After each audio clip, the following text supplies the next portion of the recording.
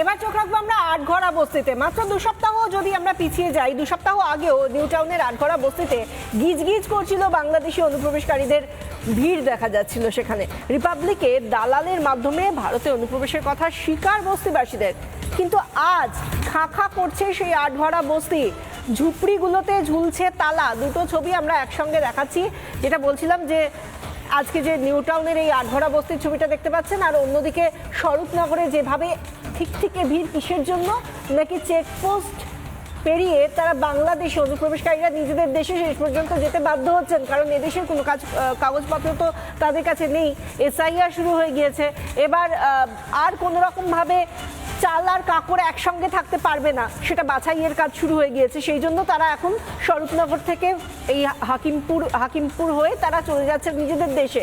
আর অন্যদিকে আটঘরা প্রায় খাঁ করছে সেখানকার বস্তি। অনুপ্রবেশকারীরা কোথায় চলে গিয়েছে কেউ জানে না। কি প্রতিবেদন তুলে ধরলেন আমাদের প্রতিনিধি এলিনা ভট্টাচার্য, দেখুন।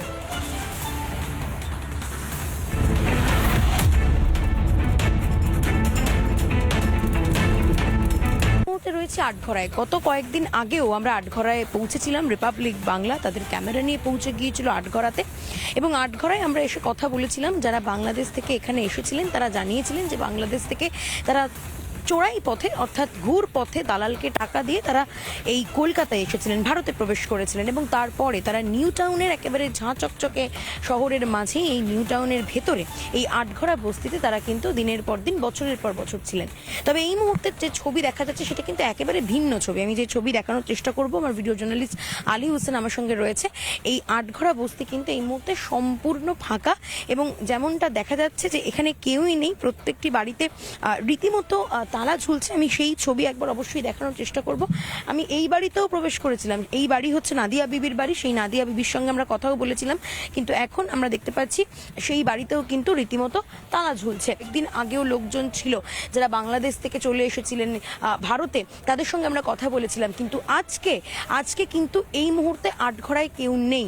আমি একটু কথা বলবো। এখানে আরো অনেকে রয়েছেন যারা দাবি করছেন তারা এখানকারই বাসিন্দা, তাদের সাথে কথা বলি। দিদি, আপনারা কি এখানকার বাসিন্দা? একটু কথা বলি। কতদিন ধরে এখানে রয়েছেন? আমরা এখানে এসেছি এই 1-2 বছর। 1-2 বছর। হ্যাঁ। আচ্ছা, আপনাদের আসল বাড়ি? মেদিনীপুর, পূর্ব মেদিনীপুর। পূর্ব মেদিনীপুরের কোথায় থাকে? ভগনপুর।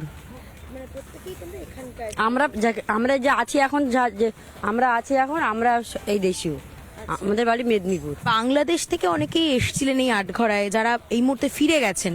তারা বলছেন আমরা আটঘরায় ছিলাম। আজকেই আমরা কথা বলেছি তাদের সঙ্গে। তো আপনাদের সঙ্গে এরকম কি কারো যোগাযোগ ছিল? এখানে নাদিয়া বিবি থাকতেন, আরো অনেকে থাকতেন যারা বাংলাদেশ থেকে এসেছিলেন। ওদের সঙ্গে কোনো আমাদের যোগাযোগ নেই, আমাদের আলাদা। আচ্ছা, বাংলাদেশ থেকে অনেকে তো এসেছিলেন, এটা কি জানতেন এই আটঘরায় যারা ছিলেন অনেকে? হ্যাঁ, তারা কোথায় গেলেন? বাড়ি চলে গেছে, বাংলাদেশ চলে গেছে। হ্যাঁ। কবে বেরিয়ে গেল? এসব 15 দিন আগে সব ফাঁকা হয়ে গেছে, কোনো লোক নেই এখানে। যারা বাংলাদেশ থেকে এসেছিল। বাংলাদেশ থেকে কেউ নেই, সব ফাঁকা হয়ে গেছে। এখন সব যে স্থানীয় সব লোক আছে, সব হ্যাঁ তারাই আছে। আচ্ছা, পালিয়ে গেল কেন দাদা? ওই এসআইআর এর ভয়তে পালিয়ে গেছে, কাগজপত্র নথি দেখাতে পারবো না বলে পালিয়ে গেছে। স্থানীয় বাসিন্দা তারা যেমনটাই বললেন রিপাবলিক বাংলার ক্যামেরায় সরাসরি, তারা বলছেন যে প্রত্যেকে পালিয়ে গিয়েছে। আটঘরা এই মুহূর্তে পুরো ফাঁকা, এবং সেই ছবিটা আমি দেখালামও যে প্রত্যেকটি বাড়িতে রীতিমতো তালা ঝুলছে।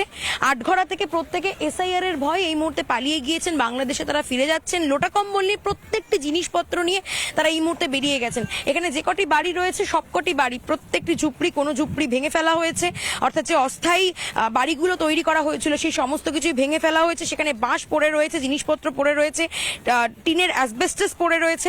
অর্থাৎ বোঝাই যাচ্ছে যে এখানে যে সমস্ত অস্থায়ী ঝুপড়ি ছিল, অস্থায়ী বাড়ি তৈরি করা হয়েছিল থাকার জন্য অনুপ্রবেশকারীদের জন্য, তারা কিন্তু প্রত্যেকেই এখন সমস্ত জিনিস নিয়ে বাংলাদেশে ফিরে গিয়েছেন, এবং এই মুহূর্তে তারা হাকিমপুর চেকপোস্টে রয়েছেন। সেখান থেকে তারা বাংলাদেশে প্রবেশ করবেন। অর্থাৎ সব মিলিয়ে আটঘরা বস্তি এই মুহূর্তে কিন্তু সম্পূর্ণরূপে ফাঁকা।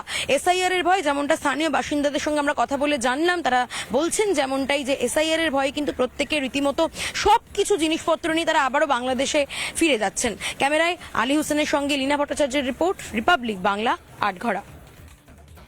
নানা ধরনের কন্টেন্ট দেখার জন্য লাইক করুন, শেয়ার করুন আমাদের ফেসবুক পেজ, সাবস্ক্রাইব করুন আমাদের ইউটিউব চ্যানেল।